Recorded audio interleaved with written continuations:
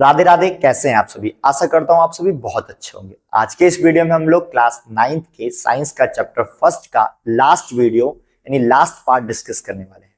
इस वीडियो के बाद नोट्स पार्ट कंप्लीट हो जाएगा, फिर हम लोग क्वेश्चन आंसर सॉल्व। तो चलिए स्टार्ट करते हैं आज के अपने इस टॉपिक की और जानते हैं क्या आज हम लोग सीखने वाले हैं। तो पहला टॉपिक है आज हमारा इवेपोरेशन। भैया इवेपोरेशन क्या होता है? तो आपने देखा होगा कि जो हमारा पानी है, कहीं आपके गड्ढे वगैरह में पानी होता है तो गर्मियों में देखना जो पानी है वो सूख जाता है। तो पानी कहाँ गया? तो दरअसल धूप के कारण वो जो पानी है वो इवेपोरेट हो गया, यानी भाप बन गया सारा सारा पानी। इस प्रक्रिया को ही कहते हैं इवेपोरेशन। और भी कई जगह आपने देखा होगा इवेपोरेशन होते हुए। आप डेली कपड़ा सुखाते हो और कपड़ा आपका सूख जाता है, उस कपड़े को आप पहनते हो।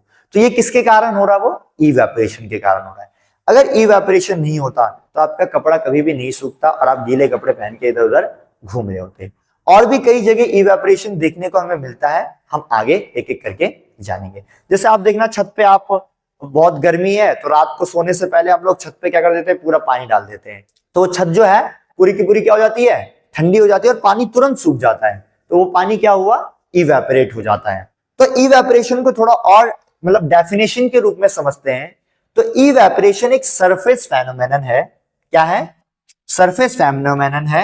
जैसे मान लो यहां वाटर है, ये सूरज है।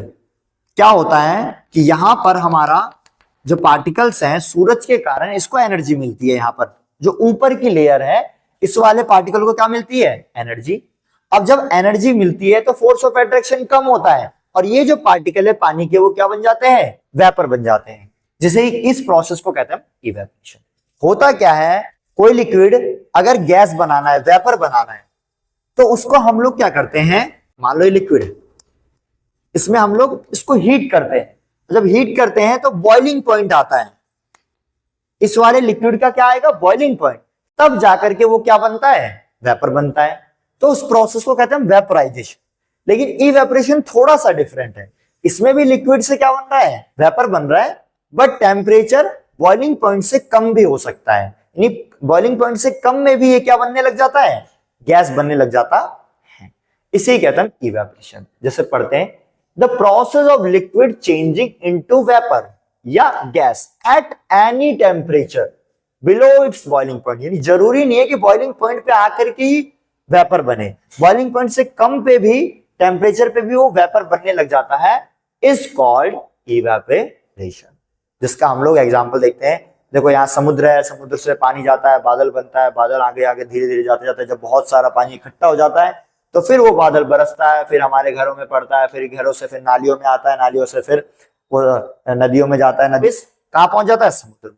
तो इस तरीके से ये वाटर साइकिल बनता, वाटर हमारा आता जाता रहता है। किसके कारण? इवेपोरेशन के कारण। अब जो हमारा इवेपोरेशन है वो कैसे बढ़ाया और कैसे घटाया जा सकता है, यानी इवेपोरेशन किन किन फैक्टर पे डिपेंड करता है।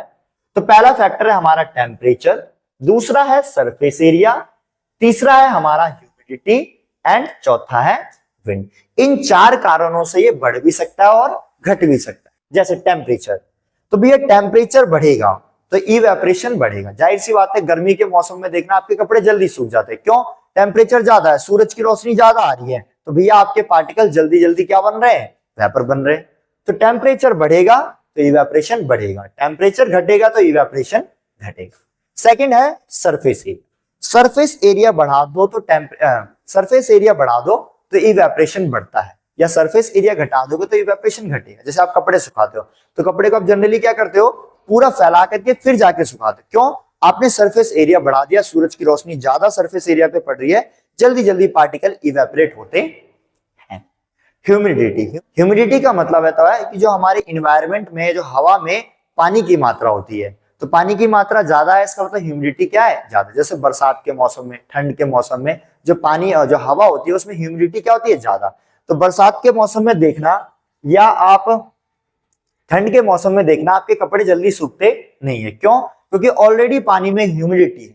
तो ह्यूमिडिटी अगर बढ़ेगा, इवेपोरेशन क्या हो जाता है? घट जाता है।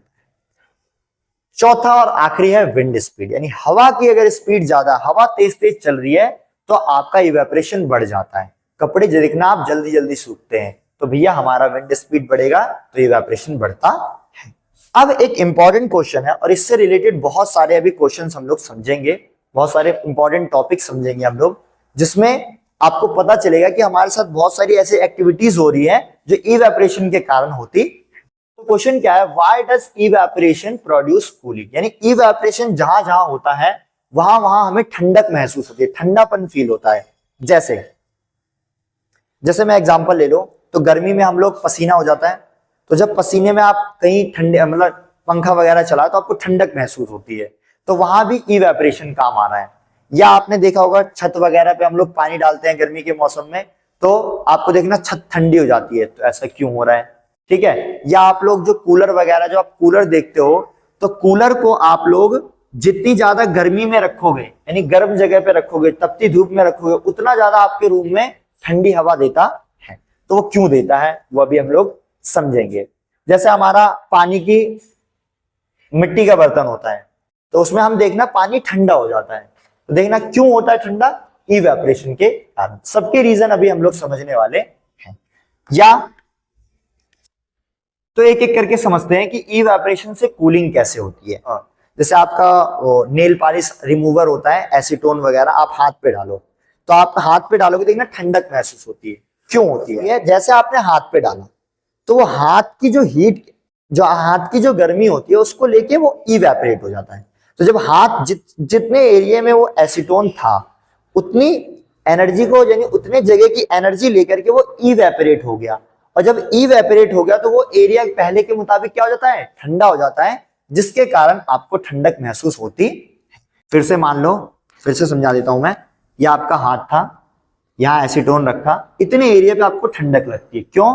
क्योंकि इतने एरिया की आपकी जो गर्मी लेकर के वो इवेपोरेट हो गया, जिसके कारण अब ये एरिया जो है पहले से क्या हो गया है, ठंडा हो गया है।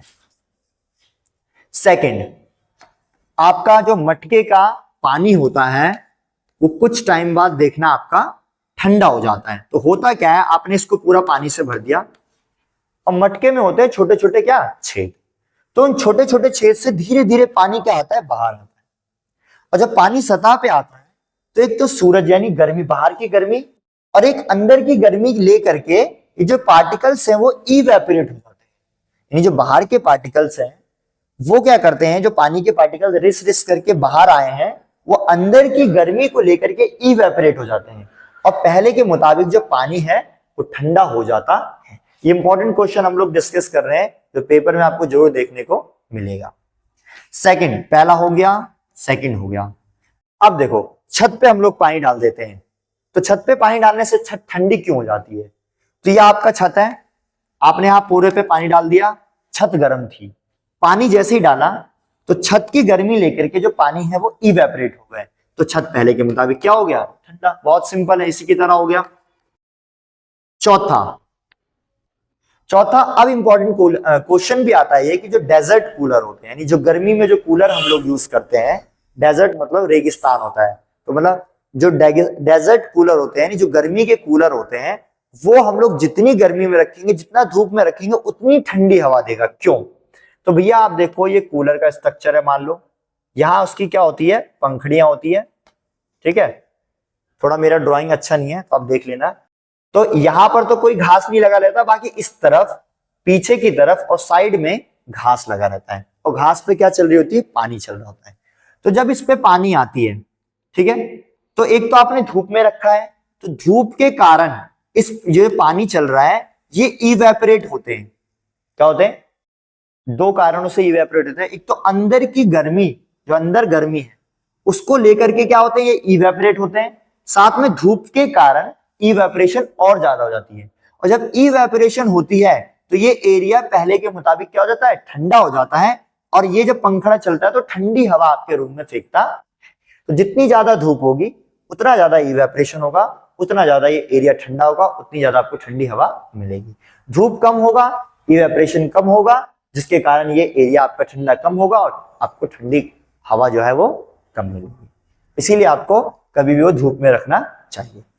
होप आपको ये सारे पॉइंट्स समझ आए हो और आपको ये चैप्टर के जो नोट्स पार्ट है वो समझ आया हो। अगर आपको ये वीडियो अच्छी लगी है please like, share and subscribe कर सकते हैं आप लोग। अगर कुछ नहीं समझ आया है तो आप कमेंट में लिखिए, उसको मैं जरूर आप लोगों को समझाऊंगा। मिलते हैं अपने क्वेश्चन वाले पार्ट में, जिसमें हम लोग एनसीईआरटी के सारे क्वेश्चन हम लोग डिस्कस करेंगे।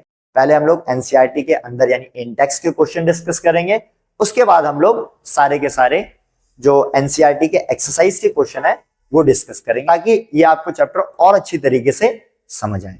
मिलते हैं अपने नेक्स्ट वीडियो में।